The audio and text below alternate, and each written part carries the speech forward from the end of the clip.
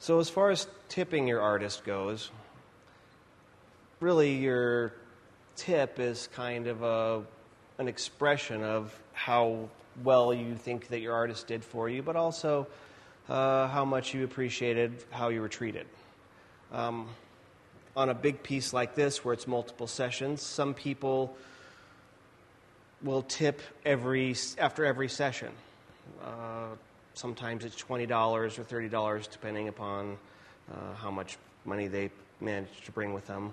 Sometimes they'll tip at the end of the whole thing. You know, you'll get a huge tip, a $200 tip or something at the completion of the whole piece. So really it's just the individual's discretion how much to tip. There isn't a percentage like 20% or 15% or anything like that. A lot of times in this business we have to work with people's financial state, so sometimes people have a lot of money to work with, sometimes they don't have very much at all. So either way, it is a custom to tip the artist after he renders your service, but there isn't a standard percentage or method for tipping.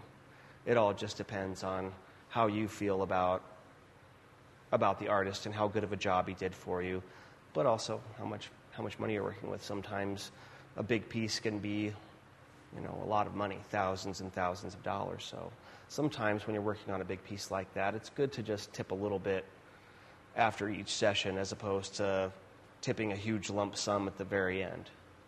So be nice. So on a piece like this, the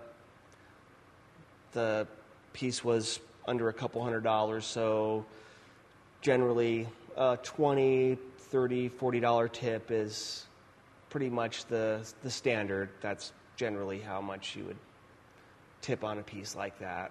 Whereas the piece on the top, which is a little bit more involved, a good tip would be $20, between $20 and $40. Whereas the microphone piece, maybe $10 or $20 is a good amount to tip on that.